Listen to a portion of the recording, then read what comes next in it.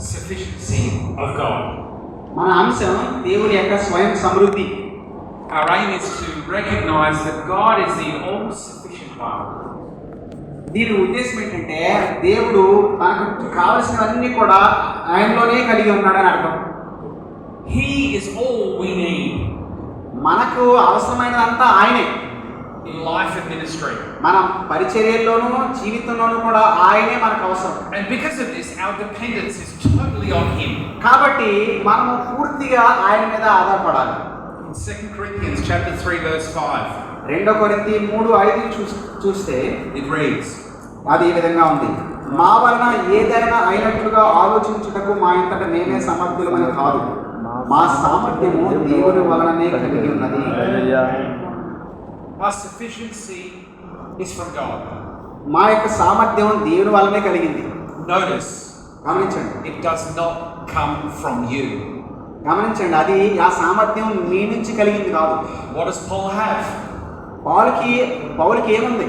He has a high view of God's sufficiency దేవుని యొక్క సామర్థ్యం గురించి ఆయనకి చాలా ఉన్నతమైన అభిప్రాయం ఉంది.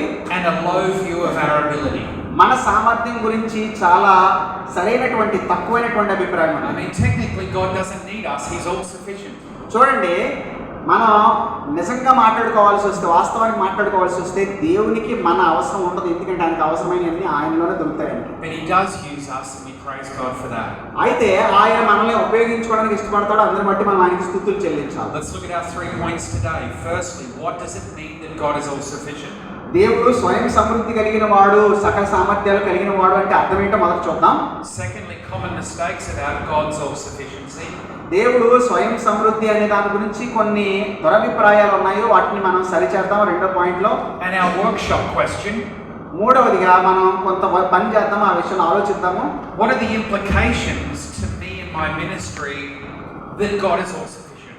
చూడండి, దేవుడు సర్వ సమృద్ధి కలిగిన వాడు అంటే అది నా జీవితానికి, నా పరిచర్కి అది ఎలా పనికొస్తుంది, ప్రభావితం చేస్తుంది. Let's go to point 1. మొదటి విషయాన్ని మనం చూద్దాం. What does it mean that God is all sufficient? దేవుడు స్వయం సమృద్ధి కలిగిన వాడు అంటే అర్థం ఏంటి? God's self-sufficiency means that He possesses everything within Himself. చూడండి, దేవుడు స్వయం సమృద్ధి కలిగిన వాడంటే ఆయనకు ఏదైనా అవసరం అని అనిపిస్తే అది ఆయనలోనే సమృద్ధిగా పుష్కలంగా ఆయనకు దొరుకుతుందని అర్థం.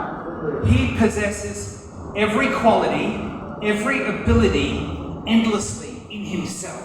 చూడండి, దేవుడు తనలో తానే ప్రతి ఒక్క గుణ లక్షణాన్ని, ప్రతి ఒక్క సామర్థ్యాన్ని తనలోనే తాను శాశ్వతంగా, సమృద్ధిగా, సంపూర్ణంగా కలిగి ఉన్నాడు. Another way of saying it is God lacks nothing. అంటే దీని అర్థం ఏంటంటే దేవుడికి ఏ కొదువా కూడా ఉండదు అని అర్థం. Which means He's not dependent on anything or anyone. దాని అర్థం ఏంటంటే ఆయన ఎవరి మీద, దేని మీద ఆధారపడడు అని అర్థం. In fact, He is complete in and of Himself. ఆయన తనంతట తానుగా ఆయన సంపూర్ణత కలిగిన వాడు అని దీని అర్థం. We're not complete. మనము సంపూర్ణులు కాదు. We're a work in progress, aren't we? మనము పని చేస్తూ ఉంటాము. ఏ పనులైనా కూడా, జ్ఞానంలో అయినా సరే మనం ఎదుగుతూ ఉంటాం. So let's look at this in the scriptures. John chapter 5 verse 26. 5:26 యోహాను. 5:26 యోహాను 5:26 నేను చదువుతాను, దయచేసి మీరు. తండ్రి ఎలాగో తనంతట తానే జీవం గలవాడే ఉన్నాడో అలాగే కుమారుడును తనంతట తానే జీవం గలవాడే ఉంటాడు. కుమారుని అధికారం అనుగ్రహించాడు. Yeah, this is Jesus' statement about the Father. తండ్రి గురించి యేసు చెప్తున్నటువంటి మాట ఇది. And notice, the Father has life in Himself. ఇక్కడ ఏం చెప్తున్నాడు? తండ్రి తనంతట తానే జీవం కలిగి ఉన్నాడని చెప్తున్నాడు. This is a statement about God's all sufficiency. ఇది ఏం మాట్లాడుతుందంటే దేవుడు సర్వ సమృద్ధి గలవాడని మాట్లాడుతుంది. Now that's New Testament. Let's go to the Old Testament. ఇది కొత్త నిబంధన వచ్చిన, ఇప్పుడు పాత నిబంధన వచ్చినలోకి వెళ్దాం. In Exodus chapter 3 verse 14. 3:14 నిర్గమకాండం 3:14. God tells Moses, దేవుడు మోషేతో మాట్లాడుతున్నాడు. who is feeling very insufficient. He tells Moses, who is feeling very insufficient, who he is. చూడండి, మోషే తన గురించి తాను చాలా తక్కువగా భావిస్తా ఉన్నాడు, తను చాలా తక్కువగా అంచనా వేసుకున్నాడు. అలాంటి సందర్భంలో మోషేతో దేవుడు మాట్లాడుతున్నాడు. Who does he say that he is? దేవుడు తన గురించి తను ఏమని చెప్తున్నాడు? I am that I am. నేను ఉన్నవాడను అంటున్నాడు. Not I hope that I am. నేను ఉన్నవాడుగా ఉండాలి అని నేను కోరుకున్నాను అనలేదు. Not I wish that I am. నేను ఉన్నవాడును అని నేను అలా ఆశపడుతున్నాను, అలా ఉండాలని ఆశపడతాను అనలా. I am that I am. నేను ఉన్నవాడును అంటున్నాడు. This is a statement of all sufficiency. ఇది దేవుని యొక్క సర్వ సమృద్ధి అనే అంశాన్నే బోధిస్తుంది. You would say, I am unable. మనం ఏమంటామంటే నాకు ఇది సాధ్యం కావట్లేదు అంటాం. I am weak. నేను బలహీనుణ్ణి అంటాం. But only God can say, I am that I am. దేవుడు మాత్రమే చెప్పగలడు నేను ఉన్నవాడిని అంటున్నాడు. Amen. I am the answer. నేనే జవాబుని అంటున్నాడు. I have the power. నాకు శక్తి ఉంది అంటున్నాడు. Nothing is impossible for me. నాకు అసాధ్యమైనది ఏదీ లేదంటున్నాడు. And now we need to put ourselves in Moses' position. మనం మోషే యొక్క స్థానంలో ఊహించుకోవాలి. God, I can't do it. దేవా నేను చేయలేను అని మనం అంటాం కొన్నిసార్లు. Pharaoh that represents the world system of the demonic system. చూడండి, ఫరో అనేవాడు ఈ లోకంలోని యొక్క దుష్టత్వానికి సంబంధించిన దుష్టునికి సంబంధించినటువంటి ప్రతిదానికి సూచనగా ఉన్నాడు. And he's worried that he's not able to do it for the Lord. కాబట్టి మోషే ప్రభువా నేను నీ కోసం ఈ యొక్క కార్యాన్ని జరిగించలేను అని చెప్పేసి అంటున్నాడు. And God reminds him that he is the great I am, the almighty one. అయితే ఇదిగో నేనే సర్వశక్తిమంతుడిని, నేనే సర్వసమృద్ధి కలిగిన వాడిని, నేను ఉన్నవాడిని అని చెప్పేసి దేవుడికి మోషే గుర్తు చేస్తున్నాడు. Amen. Amen. So because God also is all sufficient, who he is in himself is enough. He needs no one else. దేవుడు స్వయం సమృద్ధి కలిగిన వాడు కాబట్టి ఆయనకు అవసరమైనవన్నీ కూడా ఆయనలోనే ఉంటాయి. ఆయనకి ఎవరి అవసరం ఉండదు, దేని అవసరం కూడా ఉండదు. And because this is clearly not like the created beings, ఆయన సృష్టిలో ఉన్నటువంటి దేనికి కూడా ఆయన దేనితో కూడా పోల్చదగిన వాడు కాదు కాబట్టి we dare not trust ourselves. మనల్ని మనమే నమ్ముకోవాలి అనేటటువంటి సాహసం, ఆ తెగింపు మనం ఎప్పుడు చేయకూడదు. Only God alone can trust himself. దేవుడు మాత్రమే నమ్మదగిన వాడు. ఆయన తనను తాను నమ్ముతాడు. And because of this, all others must put their trust in him. మనం అందరం కూడా దీన్ని బట్టే మనం ఆయన యందు విశ్వాసం ఉంచాలి. Now, is God's self-sufficiency an incommunicable attribute or a communicable attribute? ఇప్పుడు దేవుడు స్వయం సమృద్ధి కలిగిన వాడు అని అన్నాం కదా, అది దేవుడు మనకి అనుగ్రహించేదా ఇవ్వనిదా? Yes or no? ఇవ్వడా? ఇస్తాడా?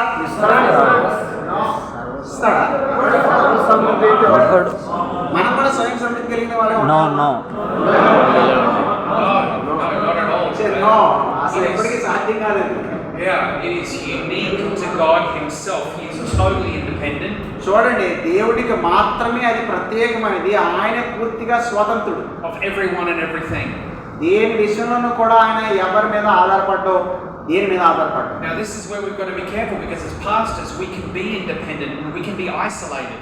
చూడండి, సంఘ కాపురులుగా మనం ఎలాంటి ప్రమాదంలో పడే అవకాశం ఉంది. మనం చాలా సార్లు అసలు ఎవరికి కూడా దగ్గరికి వెళ్ళకుండా, ఎవరి మీద ఆధారపడకుండా మనమే ఉండడానికి మనం ప్రయత్నం చేస్తాం. And this is the spirit of pride, where we think we can do it on our own. చూడండి, మనం గర్వంతో అతిశయించి నాకు నేనుగానే నేను అన్ని పనులు చేసుకోగలను అనే ఆలోచనలోకి వెళ్ళిపోతూ ఉంటాం. And this is where we've got to be careful. We can't do it on our own. అయితే మనంగానే మనం ఒంటరిగాను ఎవరి మీద ఆధారపడకుండా ఉండకూడదు. ఈ విషయంలో మనం జాగ్రత్తగా Jesus sent out the disciples. He sent them in pairs because individually they were not sufficient of their own. చూడండి, యేసు ప్రభు తన శిష్యులను సేవకు పంపించినప్పుడు ఒక్కొక్కరుగా వెళ్తే వాళ్ళుగా అది చేయలేరని చెప్పేసి జతలుగా వాళ్ళని పంపించారు. Paul always traveled with another brother that he was discipling and working with and training up for the ministry. చూడండి, పౌలు కూడా తన సువార్త యాత్రలు చేసినప్పుడు తను ఒక్కడిగా ప్రయాణం చేయకుండా తను ఎవరినైతే శిష్యులుగా తర్ఫీదు చేస్తున్నాడో, లేదా ఎవరైతే ఆల్రెడీ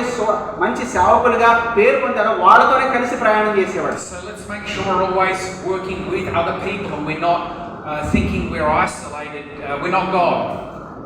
గమనించండి, అందువల్ల మనం కూడా పౌలు యొక్క మాదిరి నుంచి, యేసు ప్రభు యొక్క మాదిరి నుంచి ఎప్పుడు కూడా ఒంటరిగా ఉండడానికి, ఒంటరిగానే సమస్తమైన పనులు చేయడానికి కాకుండా మనం ఇతరులతో కలిసి పనిచేసే వాళ్ళగా ఉండడం మనం నేర్చుకుందాం. Alright, so in the next slide we see some verses. Job 12 verse 10.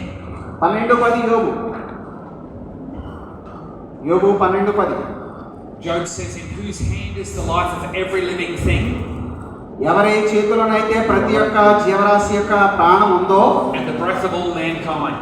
మనిషి యొక్క ఊపిరి ఎవరి చేతిలో అయితే ఉందో, alright, so it's telling us that God is in control and everything is in his hand. He is sufficient to hold all things within his hand, even the breath of mankind. He's sufficient to sustain. చూడండి అవన్నీ కూడా ఆయన వశంలోనే ఉన్నాయి.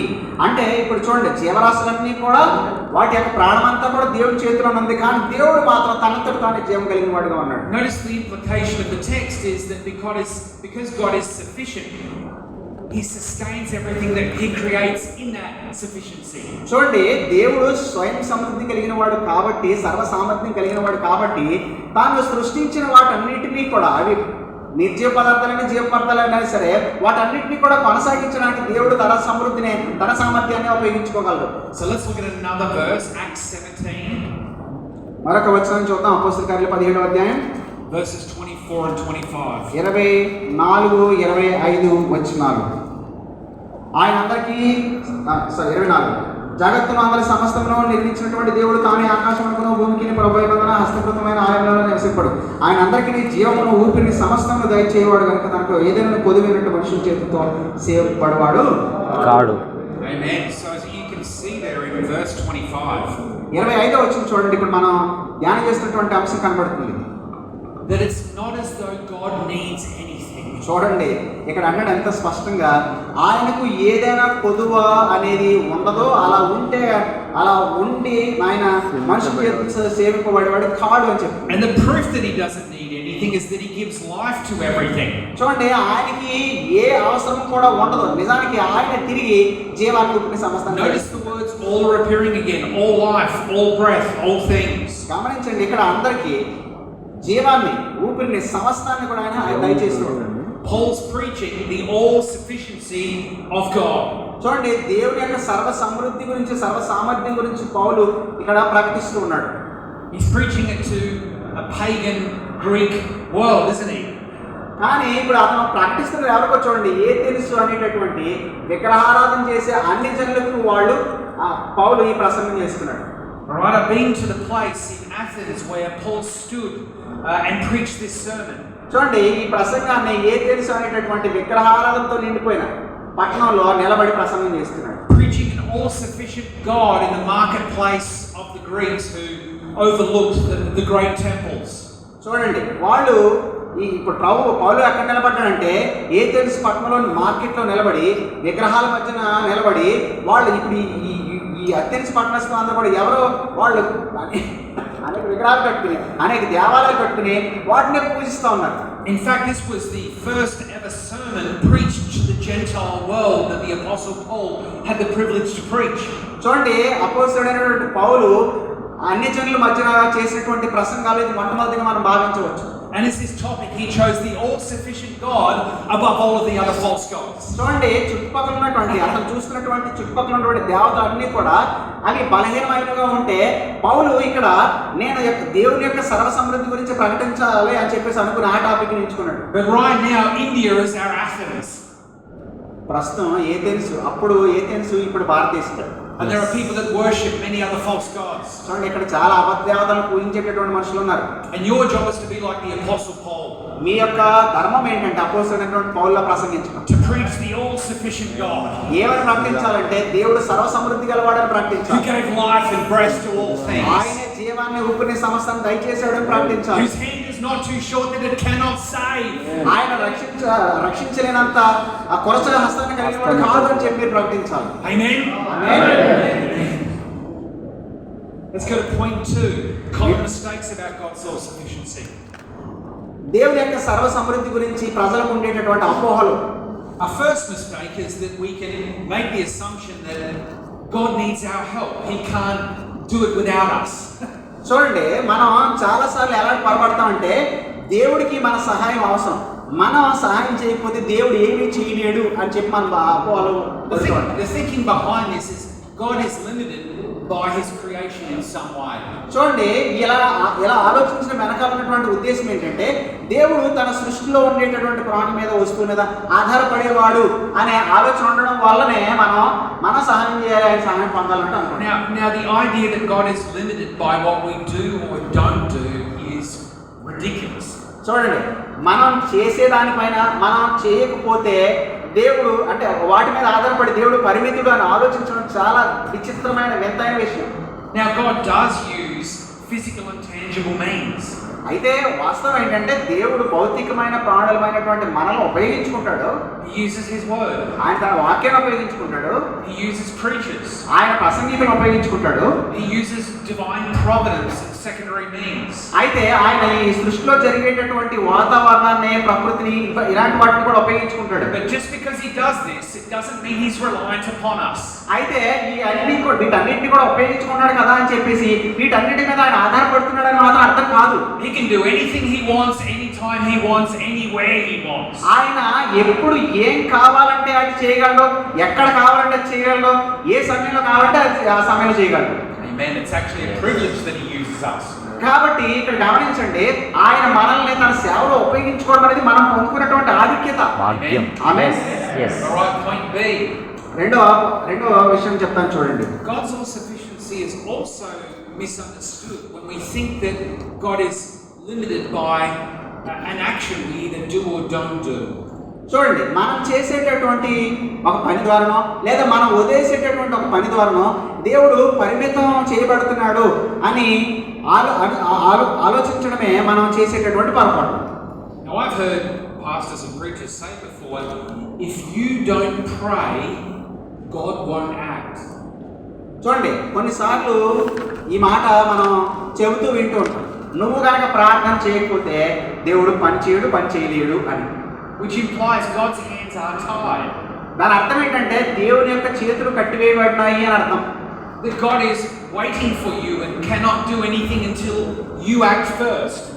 అంటే దీని అర్థం ఏంటంటే నువ్వు ప్రార్థిస్తే తప్ప, నువ్వు పని చేస్తే తప్ప దేవుడు ఏమీ చేయలేడు అనే భావం ఆ మాటలో ఉంది. This is a misunderstanding of the self-sufficiency of God. ఇది దేవుని యొక్క సర్వ సమృద్ధిని పూర్తిగా అపార్థం చేసుకోవడమే అవుతుంది. It's not that God is waiting for you.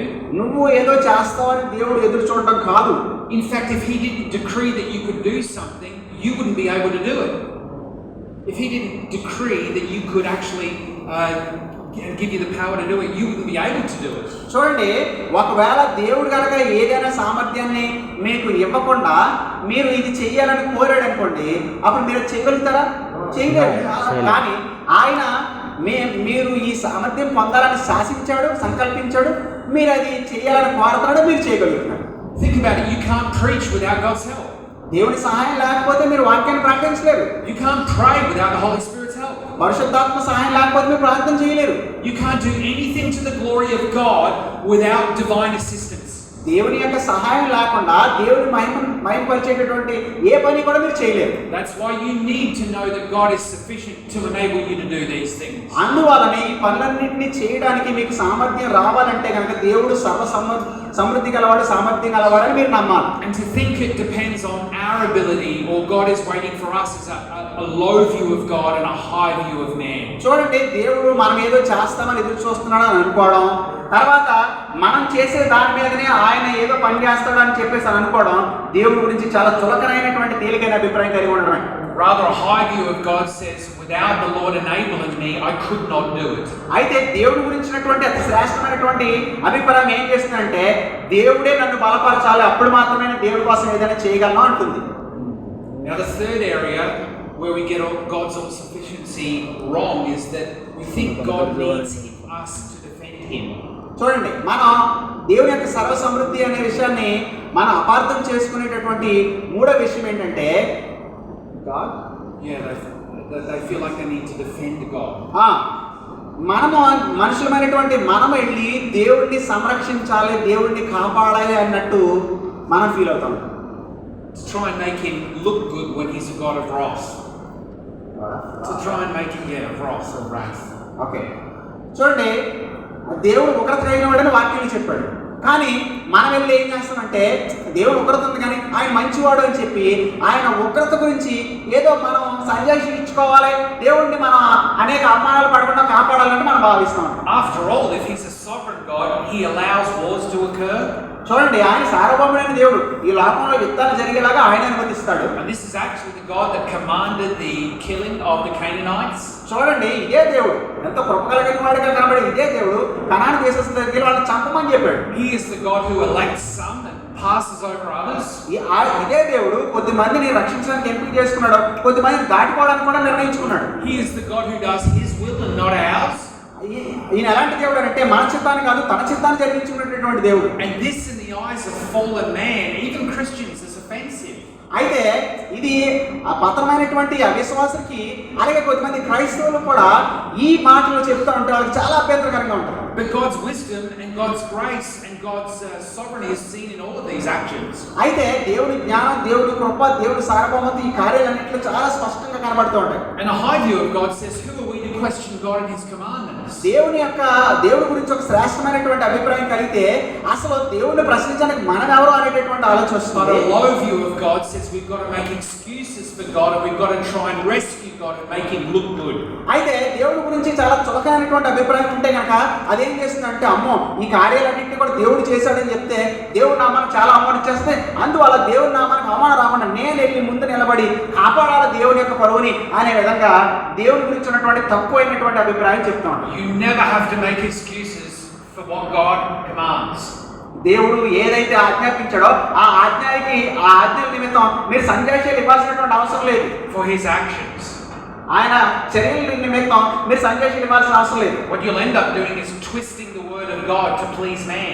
ఒకవేళ మీరు అలా సందేశాలు ఇవ్వడం మొదలు పెట్టారనుకోండి, దేవుని యొక్క మాటల్ని, దేవుని యొక్క చర్యల్ని మీరు వక్రీకరించడం మొదలు పెడతారు. And in trying to defend God, you will betray the true God Himself. అయితే మీరు అలా సందేశాలు ఇవ్వడం మొదలుపెట్టి దేవుడిని కాపాడడానికి ప్రయత్నం చేస్తే మీరు బైబిల్లో ఉన్నటువంటి నిజ దేవుడి గురించి చాలా దరిద్రంగా అసహ్యంగా చూపించడం మొదలెడతారు. You should never have to feel like we've got to defend God. అందువల్ల దేవుణ్ణి నేనేదో కాపాడాలి, దేవుని యొక్క పరువుని నేనేదో కాపాడాలి అనేటటువంటి ఆలోచన మీ మనసులోనికి రానివ్వకూడదు. మీరు He is big enough to defend Himself. ఆయన తనను తాను సమర్థించుకోవడానికి, తన న్యాయవంతుడు నీతిమంతుడు అని సమర్థించుకోవడానికి ఆయన తగిన సామర్థ్యం కలవాడు. Paul has to remind himself, vengeance is the Lord's, not mine. పౌలు గుర్తు చేయాల్సి వచ్చింది రోమా సంఘంలోకి. ఏమని గుర్తు చేయాల్సి వచ్చిందంటే, పగతించడం నా పని అని అన్నాడు. He is sufficient to measure our justice and to punish evildoers. న్యాయాన్ని ఆయన నెరవేర్చడానికి ఆయన సమర్థుడు. ఆయన దుష్టులను ఆయన శిక్షించేటటువంటి పనిని ఆయనే తన బాధ్యతగా తీసుకుంటాడు. So let us realize our job is not to defend Him, our job is to obey Him. మన బాధ్యత ఆయనను కాపాడడానికి ప్రయత్నించడం కాదు, ఆయన నన్ను ప్రకటించడమే మన యొక్క బాధ్యత. Amen. Amen. Letter D, that we must depend on other things in ministry other than God. So if we have struggling with the self-sufficiency of God, we're going to depend on other things in ministry than God. చూడండి, మనం దేవుడి మీద ఆధారపడకుండా పరిచర్యలో ఉండేటటువంటి ఇతర విషయాల మీద మనం ఆధారపడుతూ మనం దేవుని యొక్క సర్వసమృద్ధి అనే దాని గురించి మనం తప్పుగా మనం అపోహను కలిగి ఉంటాం. Some men put their hope in church attendance on a Sunday. How many people were there? చూడండి, కొద్దిమంది దేని మీద ఆధారపడతా ఉంటారంటే, ఈ ఆదివారం నాడు ఎంతమంది విశ్వాసులు సంఘానికి హాజరయ్యారని అంటారు. People, you're happy. చూడండి, చాలా మంది, ఎక్కువ మంది ఏమొస్తే సంతోషపడతారు, Few people, you're sad. అయితే తక్కువ మంది అన్నారనుకోండి చాలా తక్కువ ఉంటుంది. You can't be like this. You serve an all-sufficient God.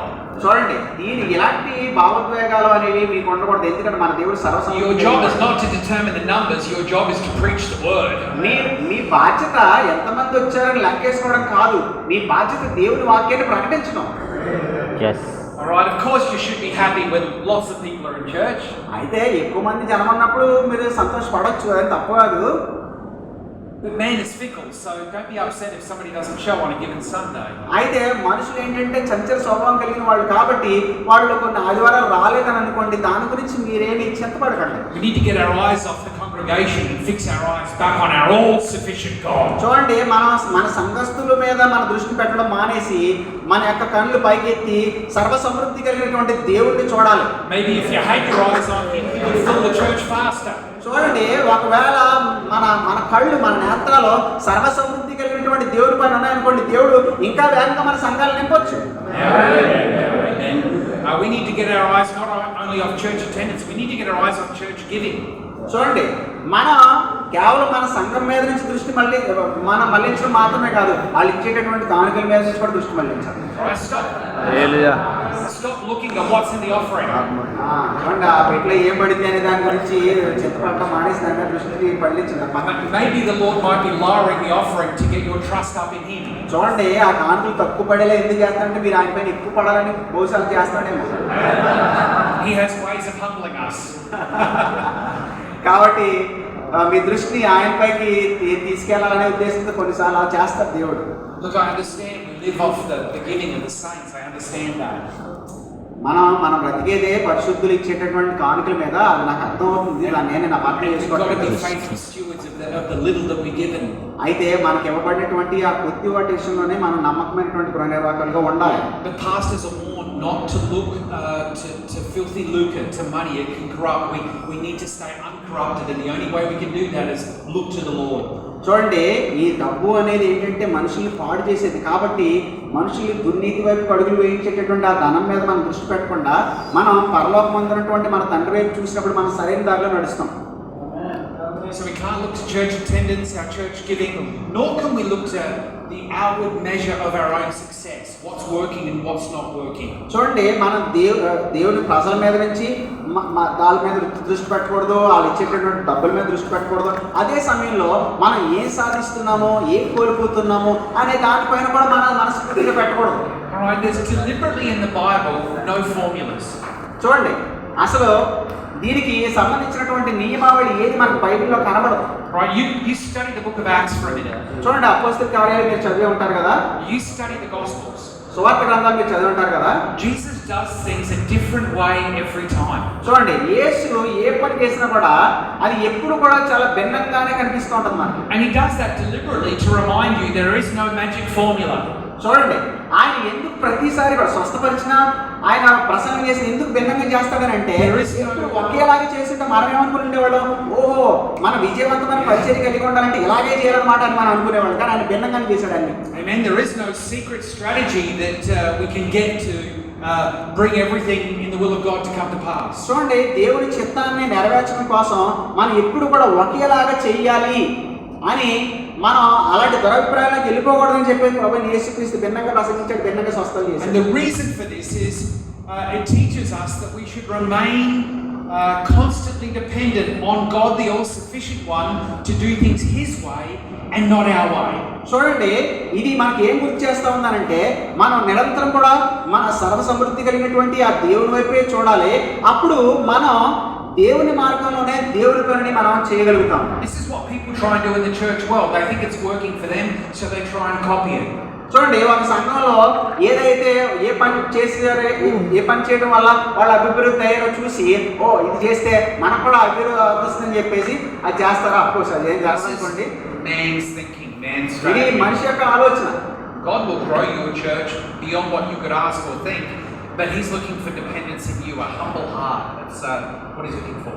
చూడండి, దేవుడు మీ సంఘాన్ని మీరు అడిగిన దానికంటే కూడా ఊహించిన దానికంటే కూడా గొప్పగా అభివృద్ధి చేయగలరు. అయితే మీరు ఆయన పైన ఆధారపడాలని, ఆయన మార్గాల్లో మీ సంఘాన్ని నడిపించాలని కోరుతూ ఉంటాడు. తగిన సమయంలో మీరు ఆ సంఘాన్ని అభివృద్ధిని మీరు చూడొచ్చు. Now thirdly and finally, మనం మూడవదిగా చివరిగా ఏం చూస్తామంటే, what are the implications of God being all sufficient for us? చూడండి, దేవుడు సర్వసమృద్ధి కలిగిన వాడు అనే విషయం అది మనకి ఏ విధంగా పాఠాలను నేర్పిస్తుంది. 2 Corinthians chapter 3 verse 5. మరొకసారి 2 కొరింథీ 3:5 మనం చదువుదాం. Not that we are sufficient of ourselves to think anything of ourselves, but our sufficiency is of God. మా వలన ఏదైనట్లుగా ఆలోచించుటకు మా ఇంతటి మేమే సమర్థులమని కాదు, మా సామర్థ్యం దేవుని వలనే కలిగినది.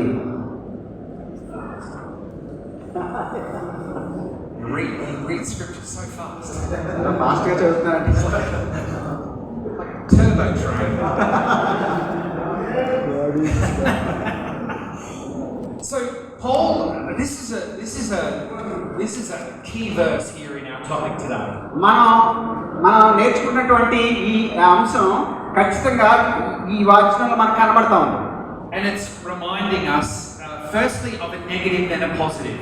చూడండి, ఇందులో ఒక ప్రతికూల అంశం ఉంది, ఒక అనుకూలమైనటువంటి అంశం కూడా ఇందులో మనకు కనబడతా ఉంది. It's a warning and an encouragement. ఇందులో ఒక హెచ్చరిక ఉంది, ఒక ప్రోత్సాహం కూడా ఉంది. And it's Paul again reminding us of having a low view of ourselves and a high view of God. పౌలు ఏమంటాడంటే మన గురించి మనం తక్కువైనటువంటి అభిప్రాయం కలిగి ఉండాలి, దేవుడి గురించి చాలా ఉన్నతమైన అభిప్రాయం కలిగి ఉండాలని గుర్తు చేస్తున్నాడు. It starts with the negative in the morning. Have a listen. It starts with the negative in the morning. చూడండి, ముందు మనకి ప్రతికూలమైనటువంటి అంశాన్ని మనం చూద్దాం వచ్చిందో. Not that we are sufficient of ourselves. మేమే సమర్థులమని మేము ఆలోచించట్లేదు. To claim anything comes from us. మా వలన ఏదైనా అవుతుంది అని మేము ఆలోచించట్లేదు. I did this. నేనేం చేశాను? It's my ministry. ఇది నా పరిచర్య. It was through my power that I healed you. నేను నా జ్ఞానాన్ని బట్టి, నా శక్తిని బట్టి నిన్ను స్వస్థపరిచాను. Anyone that claims that the power is from them is a false teacher. ఎవరైతే ఇది నా వల్లనే జరిగింది అని అంటాడో They are a liar. వాడు అబద్ధికుడు, వాడు దుర్బోధకుడు. Because Paul tells us our sufficiency is from God. పౌలు ఏమని చెప్తున్నాడంటే మా సామర్థ్యం దేవుడి నుంచే కలిగింది అని. God is the ultimate source and sufficiency of all we do in ministry. పరిచర్యలో మనం చేసే ప్రతి దానికి కూడా మూలం, ఆధారం, సామర్థ్యం దేవుడే. In fact, we can do nothing without him. ఆయన లేకపోతే మనం వాస్తవానికి ఏమీ చేయలేము. Now let's go stay in the book of 2 Corinthians and go to chapter 9. 2 కొరింథీ పత్రిక 9వ అధ్యాయంలోనికి వెళ్దాం. And verse 8. 8వ వచనం చదువుదాం.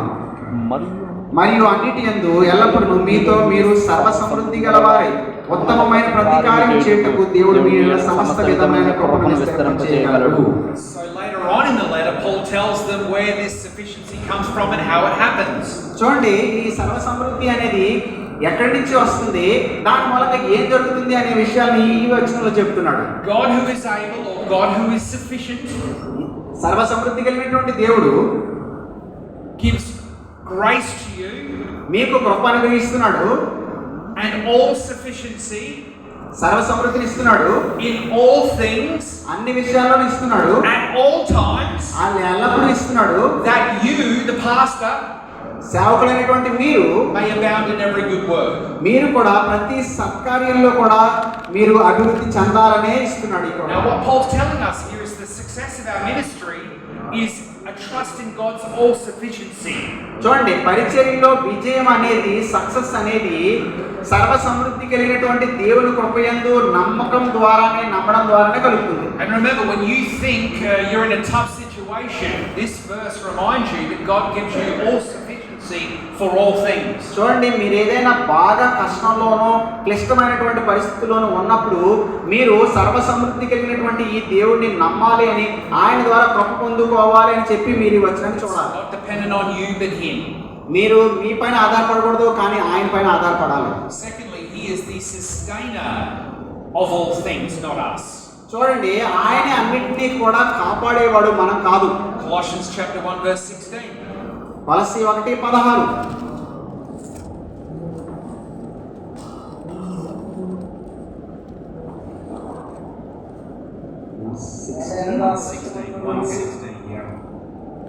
ఏలైనా ఆకాశమందున్న నీవు, భూమి అందు నీవు, దృశ్యమైన కానీ అదృశ్యమైన కానీ అవి సింహాసనములైనను, ప్రభుత్వములైనను, ప్రధానములైనను, అధికారములైనను సర్వము ఆయన యందు సృష్టించబడిన, సర్వము ఆయన ద్వారా ఆయన బట్టి సృష్టించబడిన. ఆయన అన్నిటికంటే ముందుగా ఉన్నవాడు, ఆయన సమస్తమునకు ఆధారభూతుడు. Okay, so we see here that God is self-sufficient and that he creates everything and then he sustains everything in verse 17. చూడండి, దేవుడు సర్వసమృద్ధి గలవాడని చెప్పడానికి 16వ వచనం చూస్తే ఆయన సమస్తాన్ని సృష్టించాడు, 17వ వచనం చూస్తే ఆ సమస్తాన్ని కూడా ఆయనే కాపాడుతూ ఉన్నాడు. Thirdly, God is then sustaining me and I have no need to be anxious despite my circumstances. చూడండి, సమస్తానికి ఆధారభూతుడు దేవుడే కాబట్టి, సమస్తాన్ని నిర్వహించేవాడు ఆయనే కాబట్టి, నేను ఇప్పుడు బాగా చింతపడి అయ్యో ఏం జరిగిపోతుంది అనే విధంగా నేను బెంబేలెత్తిపోకూడదు. Philippians chapter 4 verse 6. 4:6 ఫిలిప్పీ పత్రిక. దేనిని గురించి చింతపడకుడి కానీ ప్రతి విషయంలోనూ ప్రార్థన విజ్ఞాపనల చేత కృతజ్ఞతాపూర్వకంగా మీ విన్నపములు దేవునికి తెలియజేయుడి. Amen. Number 4, if God is all sufficient, we can completely rest in him. దేవుడు సర్వ సమృద్ధి కలిగినవాడు కాబట్టి మనం పూర్తిగా ఆయనలో సేద తీరవచ్చు. But trust in God being all sufficient is the secret of permanent deliverance from all unrest. చూడండి, దేవుడు సర్వసమృద్ధి గలవాడు అనే సత్యంలో మనకున్నటువంటి నమ్మకమే మనం చికాకులన్నిటి నుంచి, అవిశ్రాంతి అంతటి నుంచి, భారాలన్నిటి నుంచి కూడా ప్రశాంతంగా ఉండడం అనుకున్నటువంటి రహస్యం. Psalm 73 verse 25. 73 verse 25. 73:21 కీర్తనల గ్రంథం. David says, "Who have I in heaven? పరలోకమందు ఆకాశమందు నీవు తప్ప నాకు ఎవరున్నారు? And there is none upon earth I desire beside you."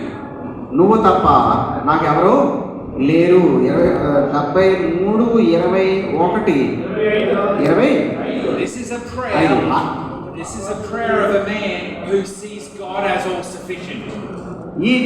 ఈ ప్రార్థన చేస్తున్నది ఎవరు అంటే దేవుడిని సర్వసమృద్ధి కలిగిన వాడి చూసినటువంటి దావీదు ఈ ప్రార్థన చేస్తున్నాడు. ఆకాశమందు నీవు తప్ప నాకు ఎవరున్నారు? నీవు నాకు ఉండగా లోకంలో ఉంది, ఇది నాకు అక్కర్లేదు. Whom have I in heaven? ఆకాశమందు నీవు తప్ప నాకు ఎవరున్నారు? Of course God is all sufficient in heaven. పరలోకంలో కూడా దేవుడు సర్వసమృద్ధి కలిగిన వాడిగానే ఉన్నాడు. But David comes to the conclusion that on earth God is all sufficient as well. అయితే ఆకాశమందే కాదు, భూమి మీద కూడా ఆయన సర్వసమృద్ధి కలిగిన వాడిగా ఉన్నాడు. And the desire now, because God is all sufficient, is for God himself, not for other things in ministry.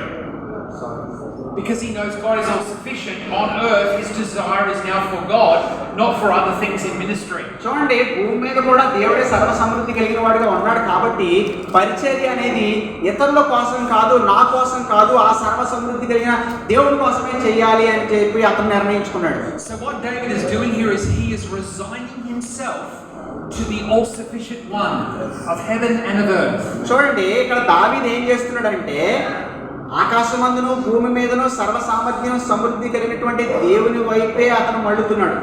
Amen. And then lastly, if God is all sufficient, దేవుడు సర్వసమృద్ధి కలిగిన వాడు అయితే ఆఖరిగా my thoughts should be constantly toward him. చూడండి, నా ఆలోచనలన్నీ కూడా నిరంతరం ఆయన వైపే ఉండాలి. The phrase that God is our all in all, దేవుడే సర్వంలో సర్వమై ఉన్నాడు అనే మాట ఉందా, మీకు గుర్తుందా? it reminds us that outside of our God we are nothing, we have nothing. అది మనకి ఏం గుర్తు చేస్తుందంటే దేవునికి బయట ఉంటే మనము శూన్యులమే, మనకి ఏది చేత కాదు అని గుర్తు చేస్తుంది. But in him we have life and godliness and everything we need. అయితే ఆయనలోనే మన జీవానికి భక్తికి అవసరమైనటువంటి అన్ని కూడా మనకు సమృద్ధిగా లభిస్తున్నాయి. He is able to help us in all of our needs.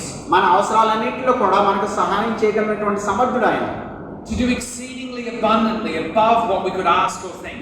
మనం ఆలోచించగలిగిన దానికంటే, ఊహించగలిగిన దానికంటే కూడా అత్యధికంగా చేయగలిగినటువంటి దేవుడు ఆయన. And how do we look to him?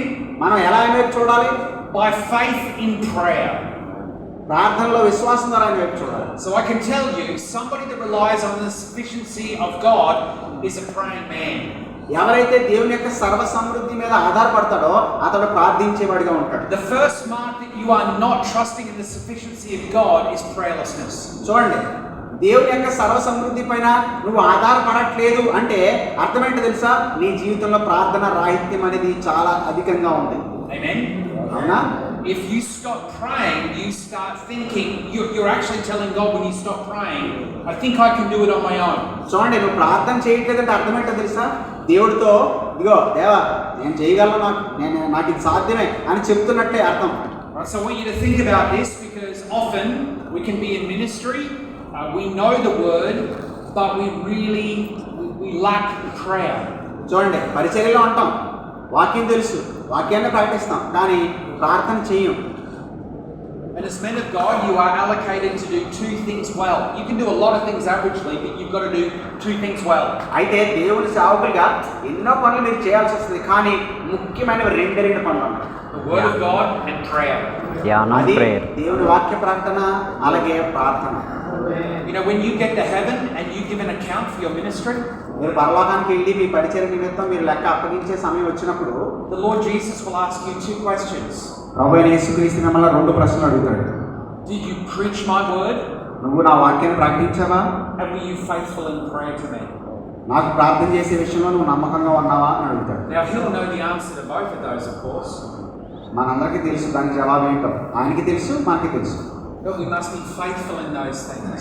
అయితే మనం ఈ రెండు విషయాల్లో నమ్మకంగా ఉండాలి. అందుకని మనం నమ్ముతున్నాము. Going to Him for supplies of grace and mercy in our time of need. మన అవసరాల్లో ఆయన యొక్క కృప నిమిత్తం ఆయన దగ్గరికి వెళ్ళి మనము ఆయన దగ్గర నుంచే సమృద్ధిగా Because పొందుకోవాలి. He is our all-sufficient one. ఎందుకంటే మనకు సర్వ సమృద్ధి కలిగినటువంటి దేవుడుగా ఆయనే ఉన్నాడు. And maybe, just maybe, at the end of your ministry, on your deathbed, అయితే మీరు మీ పరిచరిక అంతంలో మీరు మరణశయ్య పైన ఉన్నప్పుడు you'll be able to say the same words as the Apostle Paul. అపోస్తలుడైనటువంటి పౌలు చెప్పిన విధంగానే మీరు కూడా చెప్పగలగాలి. I have run the race. నేను నా పరుగును తొదముట్టించాను. I have fought the fight. నేను మంచి పోరాటం పోరాడాను. I have finished my course. నేను నా పరుగును తొదముట్టించాను. And through it all, దీని అంతటి ద్వారా I know that it was the Lord alone who kept me, నన్ను ప్రభువే దీని అంతటిలోనూ కాపాడాడు. who sustained me, ఆయనే నన్ను బలపరిచాడు. and caused me to finish the race for His glory. ఆయన మహిమ నిమిత్తము నా పరుగును తొదముట్టించడానికి సహాయపడ్డాడు. Amen and hallelujah. Amen hallelujah. Well, let's go to our activity. It's up on the screen here. చూడండి, మనం ఇప్పుడు కొంత యాక్టివిటీ చేద్దాము. We've got, చేస్తారా? 10 minutes. Sukamar to do this. We've got 10 minutes. 10 నిమిషాల్లో మీరు ఈ పని చేయాల్సి వస్తుంది. సమయం మనకు అవుతుంది కాబట్టి. Right now, yesterday I spoke to you about reflecting and putting your thoughts down on paper. చూడండి, మీరు విన్నదాన్ని, మీరు ఆలోచించిన దాన్ని పేపర్ మీద రాయాలని చెప్పేసి నేను మీకు చెప్పాను, మీరు చేశారు. Right, you need to process and think things through. చూడండి, మీరు సరిగ్గా ఆలోచించాలి, సరిగ్గా ఆలోచించి అర్థం చేసుకోవాలి.